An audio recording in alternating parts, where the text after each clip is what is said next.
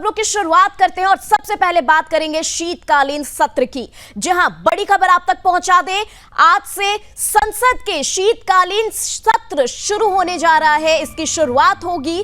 सत्र से पहले पीएम मोदी ने कहा कि 2024 का ये अंतिम कालखंड चल रहा है। जी हां, पीएम मोदी ने ये कहा है 2024 का ये अंतिम कालखंड चल रहा है। संसद पहुंचे प्रधानमंत्री नरेंद्र मोदी। इसी के साथ शीतकालीन सत्र में माहौल शीत रहेगा, ऐसा प्रधानमंत्री मोदी का कहना है। ये सत्र अनेक प्रकार से विशेष होंगे। देश 2024 के स्वागत में लगा है। संसद में मुट्ठी भर लोग हुड़दंग बाजी करते हैं। ये आपको प्रधानमंत्री नरेंद्र मोदी के बयान बता रहे हैं। उन्होंने ये भी कहा कि विपक्ष के व्यवहार को जनता देख रही है। तो आपको बता दें, यहां पर शीतकालीन सत्र की आज से शुरुआत होने जा रही है, जिसके संदर्भ में प्रधानमंत्री नरेंद्र मोदी ने ये बातें कही हैं। उन्होंने कहा है कि विपक्ष के व्यवहार को जनता देख रही है।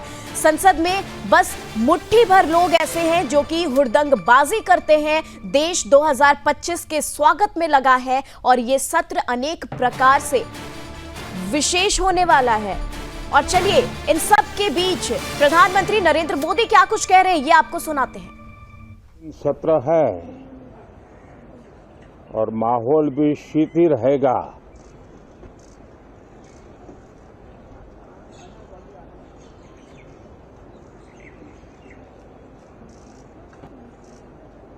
दो 2024 का ये अंतिम कालखंड चल रहा है। देश पूरे उमंग और उत्साह के साथ 2025 के स्वागत की तैयारी में भी लगा हुआ है। साथियों, संसद का ये सत्र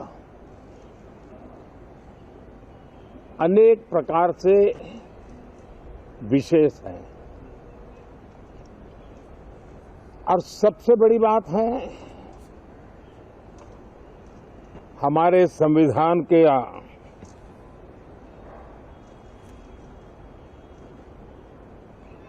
75 साल की यात्रा, 75वें साल में उसका प्रवेश, ये अपने आप में लोकतंत्र के लिए एक बहुत ही उज्जवल अवसर है। और कल संविधान सदन में सब मिलकर के इस संविधान के 75वें वर्ष की उसके उत्सव की मिलकर के शुरुआत करेंगे।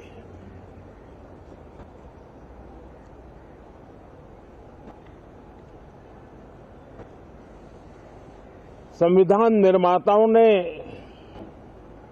संविधान निर्माण करते समय एक एक बिंदु पर बहुत विस्तार से बहस की है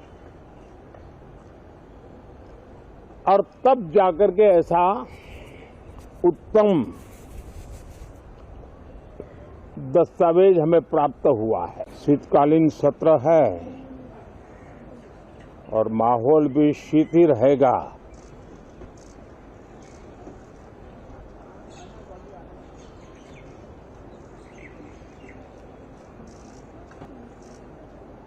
दो 2024 का ये अंतिम कालखंड चल रहा है।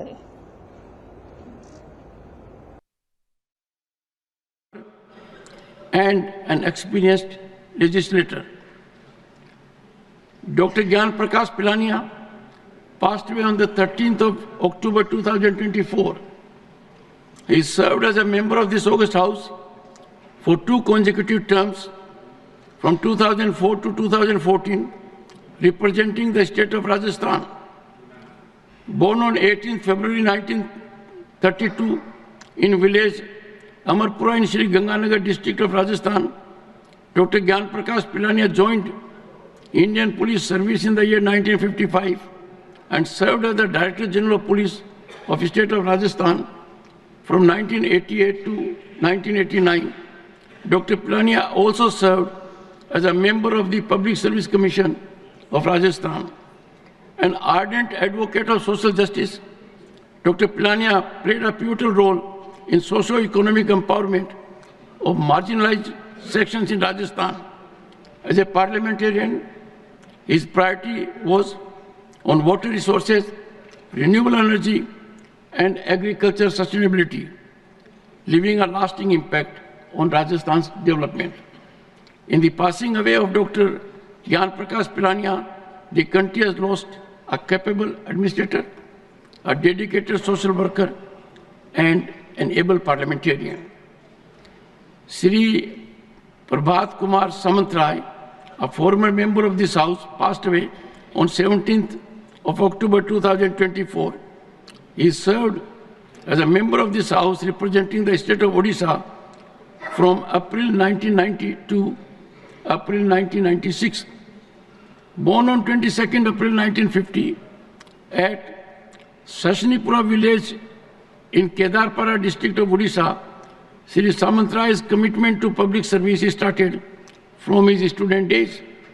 He worked tirelessly to improve the living conditions of workers and their socio-political empowerment. His exemplary contributions as the president of Indian National Port and Dock Workers Federation is remembered till the day. Sri Samantrai also served as a member of the 12th and 13th Lok Sabha from 19... तो चलिए, जगदीप धनखड़ को सुन रहे थे आप, और इसी के साथ अब खबरों में आगे बढ़ रहे हैं और आपको सबसे बड़ी खबर संभल से बता रहे हैं, जहां की उत्तर प्रदेश के संभल में जामा मस्जिद के सर्वे के दौरान रविवार को हिंसा भड़की, जिसमें 4 युवकों की मौत हो गई। सीओ अनुज चौधरी और एसपी के पीआरओ के पैर में गोली लग गई। एसपी समेत 22 अन्य पुलिसकर्मी भी घायल हो गए हैं। हिंसा के आरोप में पुलिस ने 21 लोगों को गिरफ्तार किया है। 400 से ज्यादा लोगों पर एफआईआर दर्ज की गई है। वहीं हिंसा के बाद 24 घंटे के लिए संभल तहसील में इंटरनेट सेवाएं बंद कर दी गई हैं। नर्सरी से 12वीं तक के सभी स्कूल आज बंद रहेंगे। यही नहीं, डीएम राजेंद्र पैंसिया ने एक बार 1 दिसंबर तक संभल जिले में बाहरी व्यक्तियों के प्रवेश पर भी पाबंदी लगा दी है। फिलहाल पूरे शहर में अघोषित कर्फ्यू जैसा माहौल बना है।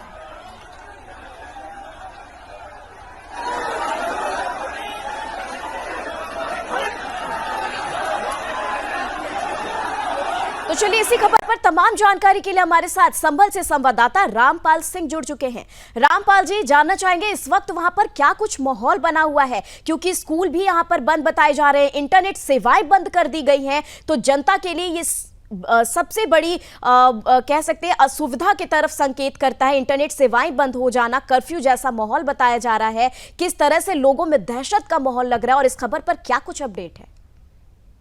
देखिए, मैं बताना चाहूंगा आपको कि यहाँ पर 21 उपद्रवियों को पुलिस ने गिरफ्तार कर लिया है और 400 लोगों पर केस दर्ज कराया गया है इस मामले को लेकर के। तो अब तक 4 पीएसी कंपनियां लगाई गई हैं, एआरएफ और कई स्थानीय पुलिस के अलावा मुरादाबाद, रामपुर और काफी संख्या में पुलिस बल तैनात किया गया है। जो यहाँ बाहरी पुलिसकर्मी है उनको भी बुलाया गया है। लेकिन इस वक्त जो माहौल है, जहाँ में 3 लोगों की मौत हो गई है, जिनका 2 लोगों का अंतिम संस्कार भी करा दिया गया है।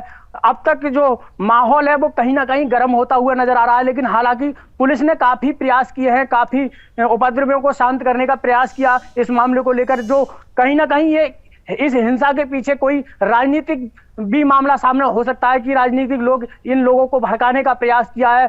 लेकिन हालांकि एसपी, डीएम और जो कमिश्नर और डीआईजी ने आकर के इन उपद्रवियों को काफी समझाने का प्रयास किया, लेकिन वो उग्र होकर के कहीं ना कहीं ये इस माहौल को बिगाड़ने में सफल रहे हैं। जी तो रामपाल जी, क्या ये जो मामला है इस ओर इशारा कर सकता है कि कहीं ना कहीं जिहादियों की भी ये बड़ी साजिश हो सकती है, इस तरीके से उग्र होते जनता को उग्र करने के लिए और जिस तरीके से उत्पात मचाया जा रहा है? जी बिल्कुल, ये साजिश के तहत ये मामला हो सकता है, लेकिन अभी कंफर्म नहीं हो पा रहा है। लेकिन इसमें ये जांच का विषय है। हमने कमिश्नर से कल बात करने की कोशिश करी, डीआईजी से कल बात करने की कोशिश की, तो उन्होंने साफ तौर पर बताया है कि ये जांच का विषय है। जांच में जो भी निकल के निर्णय आएगा उनके खिलाफ सख्त कार्रवाई की जाएगी। जो हिंसा भड़काएगा उसके खिलाफ बिल्कुल रामपाल जी, ये जो पूरा मामला है यहाँ पर कहीं ना कहीं जांच का विषय है। और तमाम जानकारी के लिए आपका बहुत बहुत धन्यवाद। तो चलिए इसी के साथ संबल की खबर आप देख रहे थे, जहां पर इंटरनेट सेवाएं बंद कर दी गई हैं और नर्सरी से लेकर 12वीं तक की कक्षा भी यहां पर आज बंद है। तो चलिए इसी के साथ महाराष्ट्र की खबर की ओर बढ़ रहे हैं। और महाराष्ट्र के विधानसभा चुनाव के रिजल्ट आने के बाद अब साफ हो गया है कि राज्य में महायुति की सरकार बनेगी। महायुति से सीएम पद के उम्मीदवार की अभी तक घोषणा नहीं हुई है। विधानसभा का कार्यकाल 26 नवंबर को खत्म हो रहा है, इसलिए इससे पहले सरकार गठित होना जरूरी है। इसी के साथ सरकार का चेहरा यानी कि मुख्यमंत्री का नाम तय करने के लिए देवेंद्र फडणवीस, एकनाथ शिंदे और अजीत पवार आज दिल्ली आ रहे हैं। बीजेपी आलाकमान के साथ मीटिंग करेंगे। सीएम के नाम का ऐलान हो सकता है, सूत्रों के मुताबिक ये खबर आ रही है।